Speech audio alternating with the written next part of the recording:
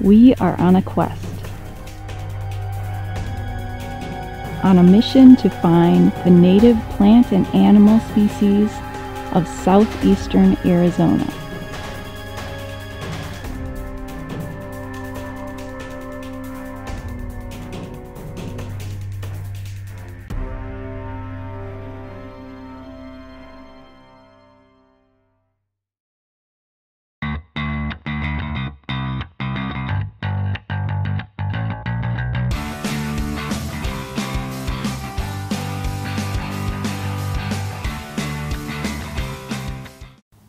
And here is the desert buckthorn. And look what's on it.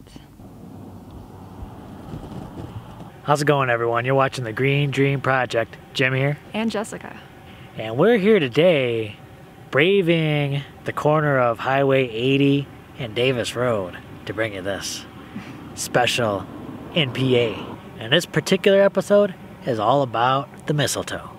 Mistletoe. Mistletoe what?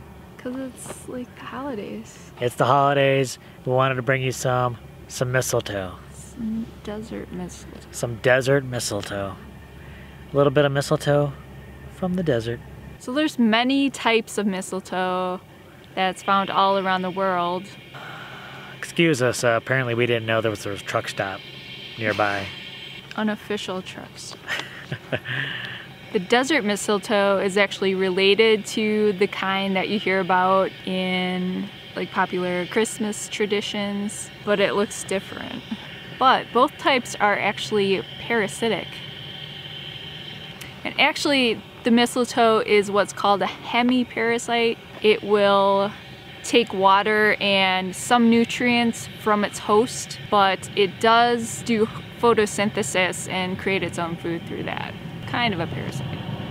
So it kind of lives off it, but kind of does its own thing. Yeah. But it is native to the southwestern US and northern Mexico, and it can be found in the Mojave Desert and Sonoran Desert, like right here.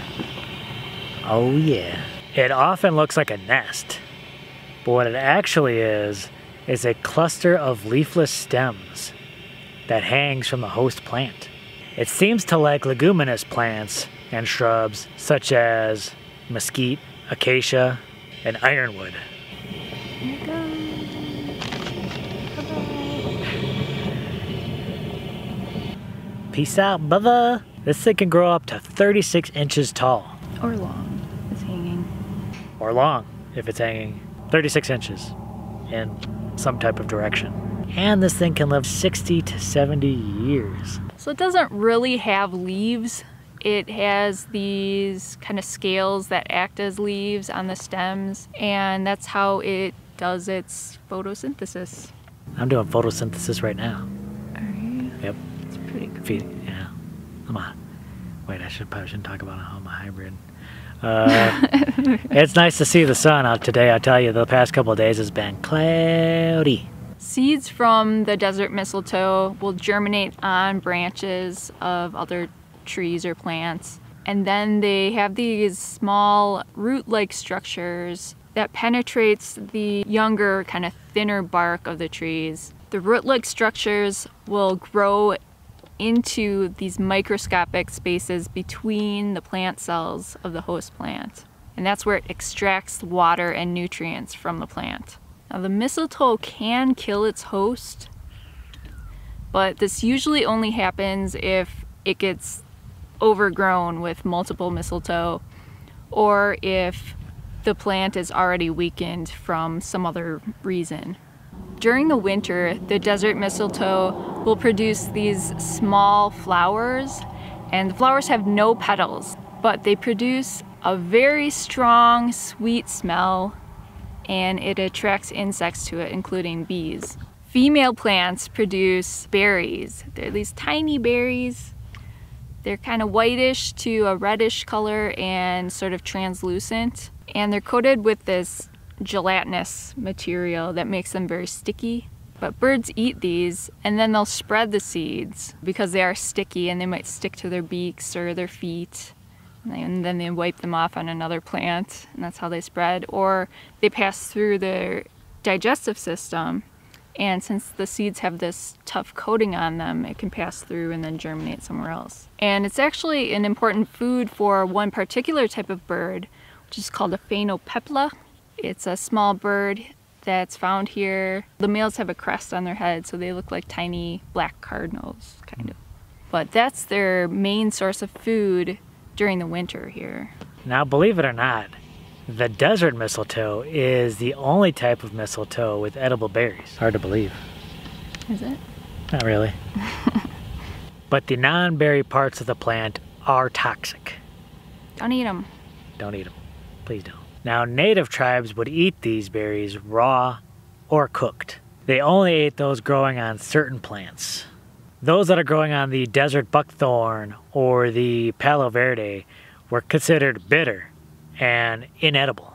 Mistletoe is a plant that's associated with love, fertility, and peace, and life-giving power in various cultures around the world. There's a tradition in late 18th century England where they would hang a bundle of mistletoe and evergreens, and they called it a kissing ball. And if you kissed under the kissing ball, that signifies lasting romance, friendship, and goodwill. Oh. So it's a nice symbol for a parasitic plant. I can't think of a better symbol for a parasitic plant. Hemiparasitic. Thanks a lot for watching this episode. We hope you got something out of it. If you like this video, please give it a big thumbs up. If you haven't subscribed, please do. And if you would like, share it with a friend or two, because there could be a prize in it for you. Check that video down below. Also, definitely keep an eye on tomorrow's video. It is the first in our new series of natural, sustainable building. Whoa, cool. Very cool. And we're also on Facebook, Instagram, and Twitter. Come check us out. Come check us out. Are we supposed to kiss now or what? Oh, happy holidays. Goodbye.